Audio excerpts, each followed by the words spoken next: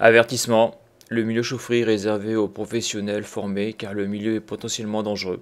Il y a un risque d'explosion, d'électrocution, d'intoxication mortelle au CO et de brûlures graves pour l'intervenant. Dans cette vidéo, je vais vous faire part d'un de mes retours d'expérience, le remplacement d'une pompe jumelée qui sert à alimenter une épingle dans un ballon E16 de 3000 litres. Je remplace une pompe jumelée KSB par une pompe jumelée Greenfoss. Donc à noter que c'est ma première pompe jumelée que je change.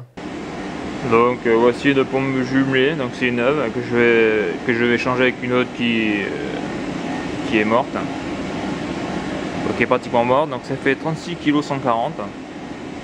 Donc là je vous contrôle le matériel avant de faire le travail et je me rends compte que là les joints sont pas livrés avec et que la personne qui m'a fait la commande ne m'a pas livré les joints.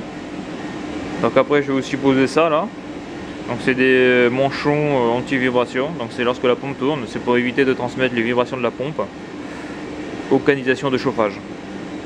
Et donc éviter de faire du bruit dans les radiateurs. Donc là on peut voir que ici le capot, donc j'ai enlevé les vis, donc il faut savoir que celle-là me fait sauter mon relais thermique.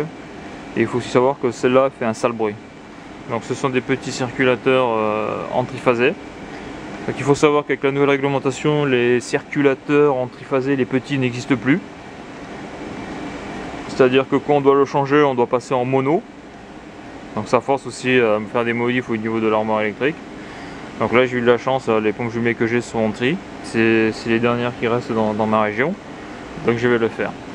Donc la difficulté elle est là. La difficulté elle est au niveau des manchons anti-vibration. C'est pas la même marque, hein, et j'espère que j'aurai pas de sales surprises. Parce qu'il faut savoir qu'une fois que j'aurai coupé ici, là, donc c'est le primaire de l'ECS, et bien quand j'aurai enlevé la pompe, l'échangeur du ballon ECS, donc l'épingle, ne sera plus alimenté. Alors ces deux pompes vont alimenter deux épingles de deux ballons de 3000 litres. Donc là actuellement quand j'ai fait la manœuvre je tournais que sur un seul ballon, donc on peut les voir sur la photo. Et l'épingle c'est la partie qui est en bas, c'est un échangeur. On peut voir sur cette photo à quoi ressemble une épingle. Donc là je suis en train de la sortir du ballon. Et après on peut la voir une fois qu'elle est complètement sortie. Donc on peut constater que c'est pas les mêmes pompes. Elles ont l'air d'être plus puissantes les nouvelles. Donc là je suis à 1 bar 8. Et là je suis à 1 bar 5. Donc j'ai perte de charge de 0,3 bar. 5, 6, 7, 8. Voilà. 0,3 bar, on le voit là, les moteurs sont plus petits. Donc voilà les pompes que je vais mettre. Donc elles sont un peu plus grosses. Hein. Au niveau de la puissance électrique, on est sur du 330 watts, 290 watts. Donc ça correspond à peu près à l'autre. Donc là je vais mettre les prises de pression. Donc lorsque je dis que je vais mettre les prises de pression, c'est-à-dire que je vais mettre le manomètre pour mesurer la delta P. Donc lorsque l'on pose une pompe, cette opération-là, il faut la faire en dernier, c'est-à-dire lorsque la pompe est posée, car après le manomètre gêne. Donc là, je l'ai fait avant, mais ça a été une erreur. Donc voici un kit de prise de pression. Hein. Donc il y a une petite dock, hein, on le voit. Hein. On le voit, donc moi j'en ai jamais monté encore de ces trucs-là. Donc ça permet de prendre la pression amont et aval de la pompe. Donc ça permet de voir déjà le sens de circulation du fluide, pas de l'eau. Et ça permet aussi de connaître les pertes de charge du réseau. Donc là on voit comment c'est livré. Hein. Donc là il n'y a pas de jonc, hein, c'est serrage par des raccords olive. Donc voilà, là on le voit, là je vais en ouvrir une.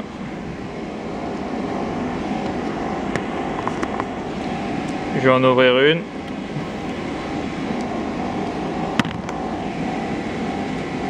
Donc là on voit, donc là j'en ai ouvert une, on voit qu'à l'intérieur il y a une olive. Voilà, donc ça si je la perds je suis mal. Donc voilà. Donc je vais essayer de me le monter sur le bloc de pompe là. Je vais commencer un peu à préparer le travail pour cet après-midi. Donc là on voit des coudes. On voit des coudes. Alors ça par contre il y en a qu'un, c'est quoi ça? Ah non, ça va ici. Voilà. C'est cet assemblage là. Donc là dans la pompe on peut voir une sorte de clapet. On peut voir une sorte de clapet, je pense que c'est un clapet anti-retour.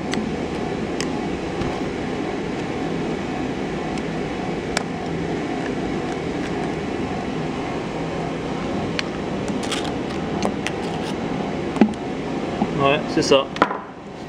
C'est ça. Voilà comment c'est foutu. Donc elle est assez lourde. Elle est vraiment lourde. Je sais pas si je vais pas démonter les moteurs. Au moins un. Et comme je suis tout seul pour le faire, le boulot, ça va être un petit peu chaud. Donc voilà les deux prises de pression. Il y en a une ici et une là. Donc je vais commencer à le monter là. Hein, c'est pas ça, je vais pas le faire lorsqu'elle sera fixée. Hein, parce que après, une fois que comme cette pompe fait partie d'un circuit ECS primaire, une fois que j'aurai coupé le jus, j'aurai pas 3 heures pour le faire, faut que je me dépêche. Voilà. Donc là je viens de dévisser ça là. Donc ça c'est censé indiquer le sens de rotation de la pompe. Voilà, donc là bien sûr s'il y a de la pression, ben, ça gicle. Hein. C'est bizarrement foutu leur truc là. Vraiment c'est bizarre. Donc là on peut voir qu'il y a une petite empreinte en bas. Donc ça il faut jamais oublier que ça sert aussi à dégommer la pompe. Voilà, il faut savoir qu'une pompe lorsqu'elle est arrêtée depuis très longtemps, donc par exemple tout l'été quoi, c'est-à-dire fin de saison chaude et début de saison chaude, et ben la pompe peut être colmatée, c'est-à-dire que lorsqu'on envoie le jus, la pompe est bloquée et ça pète au thermique. Donc ça c'est un des moyens pour la faire repartir. Bon, bien sûr il faut pas qu'il y ait du jus, hein. Mais voilà, on ouvre ça, on accède à l'axe de la roue là, et hop on tourne et ça la décolmate. Ça la décoince et elle est repartie pour un tour. Donc là on peut voir qu'ils ont mis de la pâte bleue pour faire les joints. Non c'est con, j'en ai pas de la pâte bleue. Donc je vais mettre du téflon, on verra bien.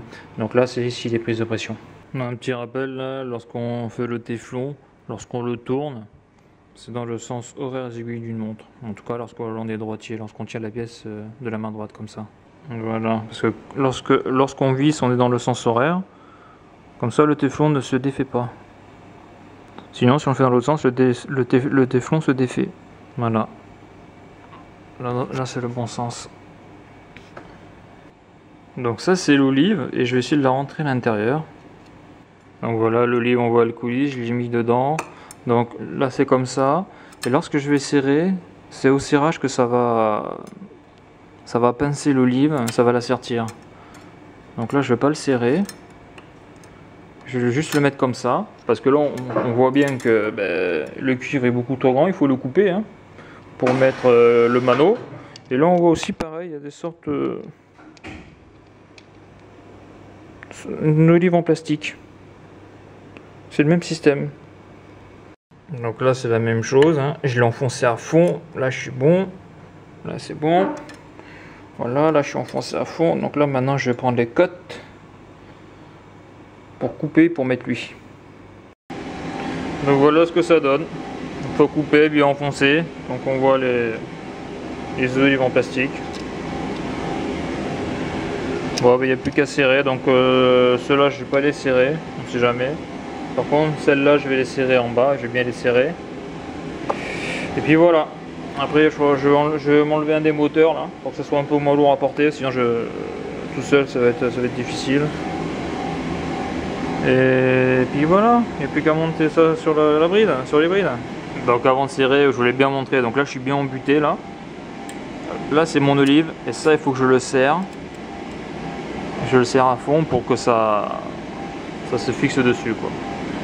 Donc ça c'est un vieux mano de récup d'une ancienne pompe. Et là on peut voir que l'olive, donc c'est bien sûr ça a déjà été serré là. Là on peut voir que l'olive elle est au serrage, ça l'a serti sur le cuivre. Voilà. Voilà ce qui se passera après quand j'aurai serré. Alors on peut voir sur cette photo le système au niveau de l'étanchéité. Hein. On voit que c'est en 3 pièces et on voit bien l'olive. Donc là lorsque vous serrez l'olive, elle se sertit sur le cuivre, après vous ne pouvez plus l'enlever. Et lorsque vous achetez un kit mano, et bien voilà ce que vous avez. Donc ça c'est un kit mano premier prix. Bon ben voilà. Voilà le mano. Bon je l'ai serré tout. Donc là je vais m'enlever les moteurs. Les moteurs parce que là vraiment c'est trop lourd. C'est trop lourd pour le monter en sécurité, c'est-à-dire sans qu'il m'échappe, sans le péter quoi. C'est ça, je vais le monter seul. Donc voilà, je viens de retirer le corps le moteur quoi, le stator. Et là voilà comment c'est fait. Voilà comment c'est fait. Voilà comment c'est fait à l'intérieur. Hein. Voilà, et puis là quand c'est comme ça c'est relié directement sur la roue. Hein. Sur la roue et puis voilà quoi. Alors Alors ça doit s'enlever aussi. Donc voilà, ça s'enlève gentiment, hein. Et là on peut voir que la roue là, la roue centrifuge, elle est directement liée sur l'axe. Voilà comment c'est fait à l'intérieur.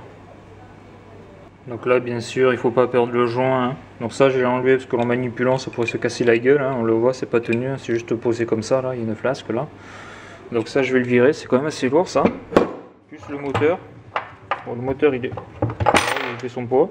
Voilà, je vais rester que sur un, ça sera beaucoup plus facile à mettre. Alors une fois qu'on a enlevé le moteur, donc le stator, on accède donc au rotor et la roue qui est fixée dessus. Et après donc on enlève donc ce rotor et la roue, bien sûr en faisant attention de ne pas perdre le joint qui fait la jonction entre la flasque et le corps de la pompe. Donc ça c'est une pompe à rotor noyé. Et c'est l'eau du primaire qui refroidit le moteur électrique. Car comme on peut le voir, il n'y a pas d'hélice sur ces moteurs là. Donc voilà, j'ai ouvert, j'ai concilié l'armoire, il n'y a plus de jus. Là j'ai fermé mes 4 vannes. Voilà, donc là je vais déconnecter, je vais commencer à désaccoupler la pompe pour vider la flotte. Donc là je suis en train de vider les canalisations. Et là je me rends compte qu'avec ce petit manche anti-vibration, ça me permet d'avoir un peu de jeu. Bon, je vais dévisser en haut. Ok, donc là je viens de l'enlever. Là on voit les joints sont tout collés, hein. Donc quand on fait ça il vaut mieux avoir des joints de rechange, hein. Ça c'est clair. Là c'est pareil. Ils sont tout collés. Alors après là il faut des gants aussi, parce que c'est hyper chaud à 60 degrés là. Donc voilà la bête. Voilà le malade. Donc là on le voit, hein, quand les joints sont vieux comme ça ils sont tout cassants. Donc celui-là de base je l'ai nettoyé et j'ai utilisé de la toile émery pour nettoyer un peu mieux. Et là, là c'est pareil, je vais l'enlever. Je vais pas prendre le risque de rester sur les vieux joints, je vais mettre des neufs. Donc là pour nettoyer la partie du joint là, j'ai été obligé d'utiliser ma lame de cutter. Bon c'est dangereux mais c'est vrai que c'est pratique quoi. Parce que là le joint il est tellement vieux qu'il est collé quoi. Donc là je vais mettre un coup de toile émery. Donc la toile émery c'est ça, hein. Donc ça c'est du grain, c'est du petit grain. Moi j'ai que ça dans la caisse à outils. Donc voilà, là j'ai bien nettoyé les portées. Ici c'est pareil, j'ai essuyé tout ça. Donc maintenant je vais mettre la pompe. Voilà, le joint du haut je le mettrai après. Donc ça c'est des joints qui sont composés de téflon, ils sont déjà un petit peu gras, on n'a pas besoin de les graisser pour les mettre ceux-là. Voilà. Alors sur cette photo on peut voir le support de la bride. Donc on peut voir que la bride est soudée à un bout de tige en ferraille. Donc ce support permet de supporter la pompe. Donc le gros souci, on le verra dans l'épisode chaud 150, donc après celui-là, que la soudure donc a été faite à l'arrache et dès que j'ai forcé pour enlever les manches anti-vibratoires, et bien la soudure a cassé quoi. Donc là on peut voir que ce supportage n'a pas été fait pour la maintenance, c'est-à-dire que ce supportage a été fait vite fait pour donc les travaux neufs pour monter la pompe. Mais voilà, quand vous verrez que en tout cas, si un jour vous intervenez sur ce genre de pompe ou sur des pompes de CS, il faut vraiment forcer comme une brutasse pour démonter les éléments, car c'est oxydé et voilà quoi. Et cette pompe a une vingtaine d'années. Donc sur cette photo, on peut voir la bride du haut après que j'ai passé la toile émery. Donc là, j'ai mis un écrou pour le tenir. Donc c'est souvent comme ça qu'on met un écrou derrière et après on passe le joint comme ça. Bon là, on peut voir que j'ai un peu de mou quand même. On voit que j'ai quand même ouais, 3 mm facile. Donc je vais d'abord mettre les boulons du bas, de la bride du bas, et après je mettrai le joint après. Donc là on peut voir que je suis baisé, là le boulon est trop grand, je suis blasé quoi. Faut que je me le coupe. Je vais me le couper à la scie à métaux, on va voir si ça passe. Donc là ce que je voulais montrer, hein, c'est une pompe graine fausse, hein. Je trouve ce qui est pour avec les graines fausses, c'est que là vous voyez là, je peux pas passer ma clé à molette. C'est vraiment mal fait quoi. Parce que si on regarde cette pompe là, donc ça c'est du KSB, ben là je peux passer ma clé à molette. Voilà, donc c'est celle que j'ai démontée, là on voit que j'ai la place. C'est bizarre quand même. C'est bizarre qu'ils aient pas prévu ça quoi, c'est étrange. Ok, on va faire ce duo, mettre le joint, ne pas oublier de mettre le joint. Donc le joint je vais le mettre comme ça, le pousser un peu. Je vais vais mettre comme ça, le pousser un peu. Donc là en plus il y a l'écrou qui... quoi l'écrou, il y a la vis qui peut faire buter. C'est souvent comme ça qu'on fait en maintenance. Voilà. Il n'est pas dégueulasse. Je vais mettre les boulons. Donc là aussi je me mets un petit peu de graisse Belleville sur la vis là. Ça c'est pour faciliter le démontage de l'écrou. Voilà, parce que lorsque le boulon sera constitué, donc le boulon c'est une vis et un écrou, bon, c'est surtout pour les éléments qui sont dehors. L'intérêt de mettre de la graisse, c'est que ça facilite le démontage ultérieurement, on va dire. Alors que sans ça, ben, ça peut être très très dur. Là, comme vous pouvez le voir sur les photos, les vis sont extrêmement endommagées. Donc ces vis là étaient sur une pompe ECS, donc pompe jumelée d'ECS pour un secondaire ECS, donc pour rapport à un ballon. Et ces vis là ont plus de 20 ans. Donc avec la chaleur et l'eau dessus, ben, on peut voir que ça les a complètement bouffées, quoi. Donc c'est pour ça que je vous dis que des fois démonter les pompes ECS, ça peut être extrêmement difficile. En réalité, je viens de me rendre compte qu'il n'y a que 2 vis qui étaient grandes et manque de bol, j'ai pris la plus grande, celle que j'ai essayée tout à l'heure. J'aurais dû regarder les autres. C'est ça le problème quand il y a plusieurs types de vis. Bon, c'est fait, c'est trop tard. Voilà, je vais serrer. Je vais tirer un peu sur le manchon anti-vibration, j'espère qu'il va pas péter. Je vais remonter tout ça et après je vais la foutre en eau. Je vais la raccorder effectivement, je vais la mettre en eau. Voir un petit peu si ça fonctionne avant de toucher à ça. Parce que ça c'est... ça pour le remettre, ça a l'air d'être chaud, quoi. Bon ben voilà, c'est monté. Donc là maintenant je vais boucher ici là. Mettre la volute et le moteur. Après je vais mettre en eau, voir si ça pisse pas. Et après je vais raccorder électriquement. Donc j'ai bien le joint qui ont buté au fond. Donc ça c'est l'étape délicate, ça. Donc voilà, là je l'ai bien mis, le joint est bien à sa place. Et là je le tourne, il n'y a pas de blocage. Par contre, il faut bien je pense qu'il faut le tenir parce que ça a vite fait de se déboîter. Alors maintenant je vais mettre lui. Donc pareil, hein, pour serrer les vis, là c'est comme là, je sais pas si je me souviens plus si je l'ai dit, mais il faut serrer en croix, donc là c'est la même chose. Donc là on peut voir que si je mets ma clé Allen, là on peut voir que j'ai pas assez de force avec le doigt, donc là je mets une clé à pipe en levier et je fais comme ça. Bon, ça c'est une méthode intéressante, ça. Vous voyez, comme ça. Bon ben voilà, j'ai tout serré, donc là j'ai envie de... avant de raccorder électriquement, j'ai envie d'envoyer l'eau, voir si c'est étanche mon truc. Voilà. Donc je vais ouvrir gentiment.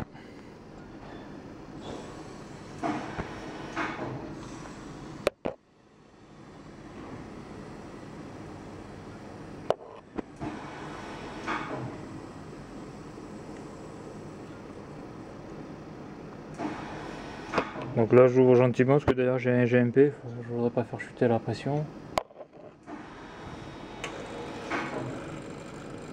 Voilà. Voilà, donc ça c'est ouvert. Bon là après ça c'est le départ, donc ça à la limite on s'en fout. Ça c'est le retour. Ouais ben là c'est clair, voilà. Ça c'est le départ du primaire. Donc j'ai de l'eau à 70 degrés, en gros 70 degrés. Je passe par la pompe. Là je vais directement sur l'épingle du ballon d'eau chaude. Bon ici j'ai une 3 pour le mélange bien sûr. Pour le mélange, c'est à dire que si je suis à consigne, l'eau passe directement ici. Voilà. Donc là on est bon. Ah, ça n'a pas l'air de pisser. Si ça pisse ici. Ça pisse au mano. Bon ça c'est pas méchant, je vais le resserrer. Ça pisse au mano, quoi. Bon ben voilà, hein. Ça a l'air d'être étanche. Alors là ce qui me dérange, c'est que là l'autre il me dit qu'il y a un bar, là qu'il y a un bar 2 sur le circuit. On va voir si ça se confirme. Si ça se confirme, c'est que c'est de la merde ce mano. Pour avoir la bonne pression, il faut couper la petite tétine qu'il y a en haut du manomètre pour le mettre donc la pression atmosphérique. On voit que la tétine elle est bouchée. Donc là on peut voir que la pompe elle est en vitesse 2, là elle est en vitesse 3. Donc ça c'est des petits blocs. Je sais pas comment c'est foutu dans le détail, il y a des résistances. En tout cas c'est comme ça que ça marche les vitesses. Et voilà, là je suis passé en vitesse 2. Donc il y a 3 vitesses possibles. Donc la vitesse 1 290 watts, la vitesse 2 330 watts et la vitesse 3 460 watts, sachant que ça correspond bien sûr à des courbes de la pompe quoi. Sur la courbe du réseau, on choisit la bonne vitesse. Donc voilà, donc j'ai refait le code couleur de l'autre, hein, ça va peut-être marcher du premier coup. Donc là on le voit le système, hein, c'est tout bête, hein. On appuie dessus, ça ouvre une petite cage, on met le fil dedans et on relâche. Voilà, c'est un sorte de raccord rapide quoi. Donc là j'ai changé le pressé tout de place, hein. Ce qui est bien c'est qu'on a des petits bouchons hein, qui sont avec, on peut les dévisser et donc changer le pressé tout de place. On le voit, soit je peux le mettre là, soit je peux le mettre ici. Donc là j'ai changé de place. Bon ben voilà, j'ai raccordé électriquement. Donc maintenant je vais contrôler le sens de rotation de la pompe. Donc le départ primaire, roto primaire c'est ouvert. Donc là c'est départ ballon d'eau chaude, l'épingle, rotor épingle, ballon d'eau chaude, tout est ouvert. Donc le ballon d'eau chaude c'est ça, hein, c'est ça l'épingle, hein, ça rentre dedans à l'intérieur là. Faudra que je l'ouvre aussi pour le nettoyer ça aussi. Donc là avant d'envoyer le jus, donc c'était lui qui était tombé. Hein. Avant d'envoyer le jus, donc je vois que je suis à 1 ampère sur les pompes CS, donc c'est bon hein, par rapport à la conso en tri. Donc là on voit que la pompe, la diode est allumée, donc ça a l'air de fonctionner. Donc maintenant d'où l'intérêt du mano. Donc là je suis à 1 bar 1, 1 bar 2. Donc là celui-là il est fermé, celui-là il est ouvert. Donc là j'aspire, je suis à 0,8 bar. Donc ça ce serait l'aspiration. Et là je suis à 1,2, donc ça serait le refoulement. Donc là déjà le mano ça va être vraiment de la mauvaise qualité parce que mes autres manos ne m'indiquent pas ça. Et je peux pas être, en principe à l'aspiration je suis à plus de 1 bar. Il faut être à plus de 1 bar et je peux pas être à 0,8 bar, c'est pas possible. C'est pas possible. Alors est-ce qu'il faut couper la tétine? Là je m'en souviens plus. Voilà, donc j'ai coupé la tétine. Je crois que c'est la mise à la pression atmosphérique du mano, ça je suis pas sûr. Mais je crois que c'est ça. Ouais voilà, ouais, non mais c'est ça, oui. Il faut les couper les tétines, oui. Ok, donc là je suis à 1 bar 4 au refoulement. Ok, là je ferme. Là j'ouvre. Et là je suis à 1 bar. Donc je suis dans le bon sens de rotation pour la pompe 2. Maintenant je vais faire la pompe 1. Je vais mettre en marche la pompe 1 et je vais couper la pompe 2. Donc la pompe 1. Donc là je prends la prise de pression sur donc la sortie pompe, donc c'est le refoulement. Ici c'est fermé, donc j'ai 1,4 bar. Hop. Là donc je prends l'aspiration, j'ai 1 bar. Donc la pompe 1 tourne dans le bon sens aussi. Bon ça je vais le laisser, hein. Ça mange pas de pain. Ok, donc ça c'est bon.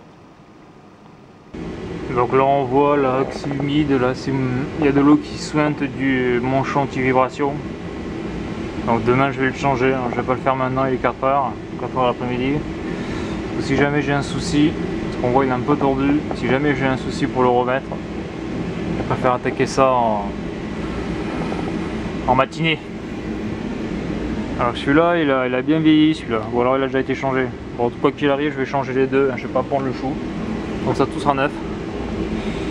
Et voilà. D'ailleurs je vais marquer la date en dessous la pompe là, de la date d'aujourd'hui. Donc voilà, et voilà la pièce neuve. Donc voilà comment c'est fait mon manchon anti-vibration. Donc là il y a un raccord union, voilà, qui est ici. Et voilà. C'est une sorte de caoutchouc hyper épais, de PDM. Ouais. Donc il doit résister à des hautes températures quand même, hein, 70-80 degrés. Donc voilà quoi c'est fait, mais on voit quand même c'est assez... Ouais. C'est assez dur quoi, c'est assez rigide. Hein. Ça se travaille pas comme ça quoi. Bon, on verra ça demain. Bon, donc là je vais marquer la date, c'est le jour où j'ai changé la pompe, hein, quand la pompe le bloque, hein, donc juillet 2013. Donc là on est parti pour 20 ans, en 2013, 2023, en 2033 cette pompe sera changée. Voilà. car l'autre elle avait une vingtaine d'années, à peu près quoi. D'ailleurs on peut voir le petit voyant au fond là, donc celle qui est allumée, et celle-là elle est éteinte. Là au moins c'est bien, on a un petit voyant qui indique quelle pompe fonctionne. C'est pratique ça. Alors voilà pour cette vidéo, donc dans la prochaine vidéo Sho 150, je vais changer les manches anti-vibratoires et là je vais avoir de gros soucis, je vais avoir pas mal de problèmes, donc ça, et bien ça sera dans la prochaine vidéo. Voilà, à bientôt.